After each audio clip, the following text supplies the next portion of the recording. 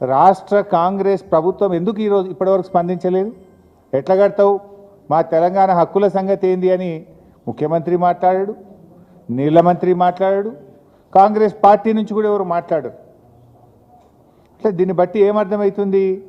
మీరు ఆల్రెడీ లోపాయికారి ఒప్పందం చేసుకున్నారు. మీ చీఫ్ సెక్రటరీ ఏమో గోదావరి బనకచెర్ల ఎజెండాలో ఉంటే మేము మీటింగ్కే రాము అని మీ చీఫ్ సెక్రటరీ లెటర్ రాస్తాడు.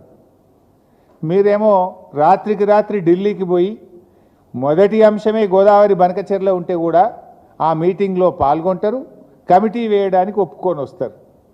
నీ ధైర్యం చూసుకొని నిన్న లోకేష్ గారు మాట్లాడారు, బనకచెర్ల కట్టి తీర్థం, ఎవడు అడ్డొచ్చినా కట్టి తీర్థమని మాట్లాడుతూ ఉన్నారు. మరి నువ్వు ఎందుకు మాట్లాడు? ఎందుకు ఈ రాష్ట్ర ప్రభుత్వం నోర్లు మూసుకున్నది అని నేను అడుగుతా ఉన్నా. అంటే ఇలా బనకచెర్లపై చంద్రబాబు నాయుడు గారి బుల్డోజింగ్ విధానాలకు కాంగ్రెస్ బీజేపీల మౌనం నుంచే, వీళ్ళ లోపాయికారి ఒప్పందం నుంచే ఇవాళ తెలుగుదేశం ప్రభుత్వం బుల్డోజింగ్ విధానాలు పాల్పడతా ఉంది. మీరు సహకరించడం వల్లనే అంత ధైర్యంగా ఈరోజు వాళ్ళు మాట్లాడుతున్నటువంటి పరిస్థితి ఉంది. రేవంత్ రెడ్డి ఏం మాట్లాడుతుండు ఉల్టా?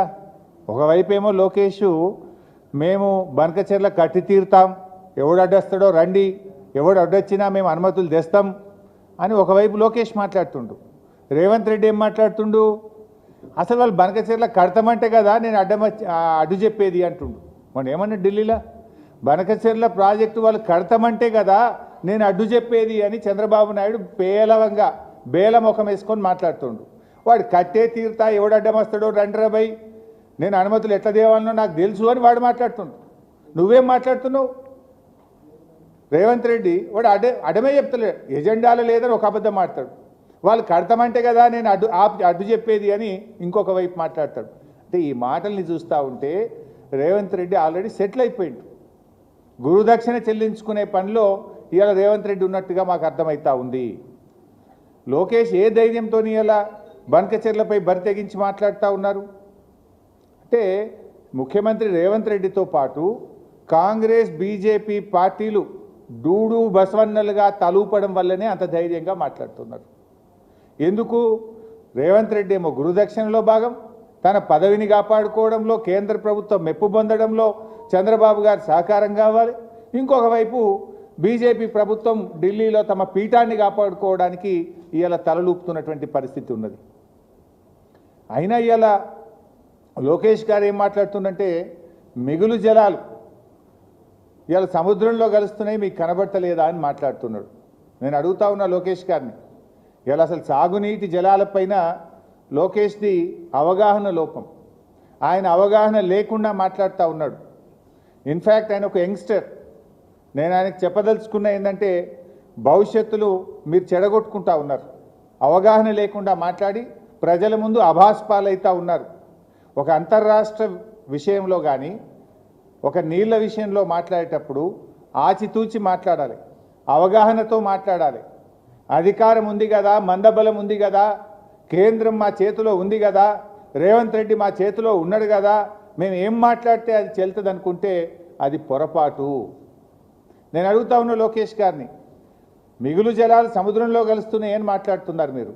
మరి నిజంగా నీళ్లు ఉన్నదే నిజమైతే కేంద్ర ప్రభుత్వ సంస్థలు సెంట్రల్ వాటర్ కమిషన్ మీ డిపిఆర్ను ఎందుకు తిప్పి పంపింది? కేంద్ర ప్రభుత్వ సంస్థ గోదావరి రివర్ మేనేజ్మెంట్ బోర్డు మీ డిపిఆర్ను ఎందుకు తిప్పి పంపింది?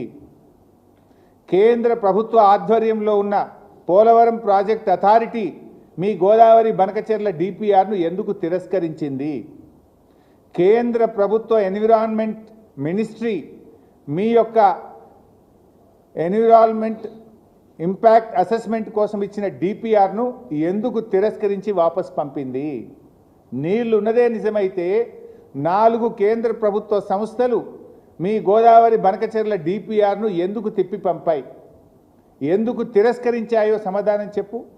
నీళ్లు ఉన్నాయని ఎవరు చెప్పిండ్రు? సెంట్రల్ వాటర్ కమిషన్ చెప్పిందా?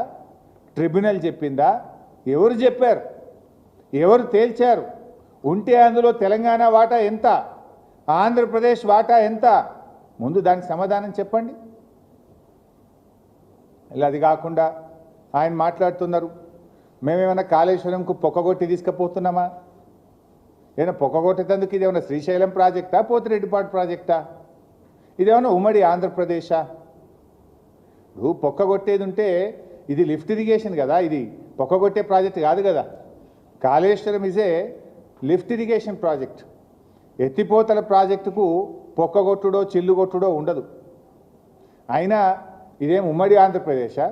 ఆనాడంటే ఉమ్మడి ఆంధ్రప్రదేశ్లో ఈ తెలంగాణ కాంగ్రెస్ తెలుగుదేశం నాయకులు పదవుల కోసం పెదవులు మూసుకోవడం వల్ల, తెలంగాణ నాయకత్వం దాసోహం కావడం వల్ల ఆనాడు మీరు ఆడిందే ఆట పాడిందే పాట. పోతిరెడ్డిపాడు పొక్కగొట్టి మీ ఇష్టం ఉన్నట్టు తీసుకుపోయినా ఈనాడు తెలంగాణ కాంగ్రెస్ నాయకులు మౌనం వల్ల ఆ రోజు తెలంగాణకు అన్యాయం జరిగింది. కానీ ఇక్కడ ఉన్నది బీఆర్ఎస్ పార్టీ. ఈనాడు తెలంగాణ ఒక రాష్ట్రం, ఒక రాష్ట్రంగా తెలంగాణ ఉన్నది. ఊకో తెలంగాణ ఉమ్మడి ఆంధ్రప్రదేశ్లో నడిచినట్టు మీ ఇష్టం ఉన్నట్టు పొక్కగొడతాం చెల్లు కొడతాం అంటే ఎవడు చూసుకుంటేందుకు ఊకోనికి తయారు లేడు. ఎందుకంటే ఆయన ఇవాళ ఒక విషయం ఆలోచన చేయాలి. అన్ని అబద్ధాలే నేను ఆయన మాట్లాడినాయి. కాళేశ్వరం ప్రాజెక్టును అసలు అనుమతులే లేవట. అనుమతులు లేకుండా మీరు కట్టినరు అని ఆయన గారు నిన్న మాట్లాడుతూ ఉన్నారు. కాళేశ్వరం ప్రాజెక్టుకు అన్ని అనుమతులు ఉన్నాయి. ఇవి కాళేశ్వరం ప్రాజెక్టుకు బీఆర్ఎస్ ప్రభుత్వం సాధించినటువంటి అనుమతులు. ఒకటి కాదు, రెండు కాదు, 11 అనుమతులు ఉన్నాయి.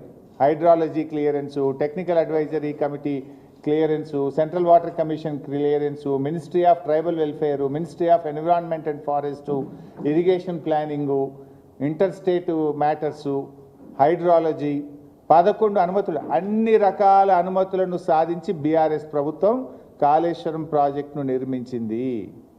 మీకు ఏమైనా అనుమానం ఉంటే ఇది పంపిస్తే వెరిఫై చేసుకోండి. We have all permissions for Kaleshwaram project. అంటే ఒక రాష్ట్రం ఏదైనా ప్రాజెక్ట్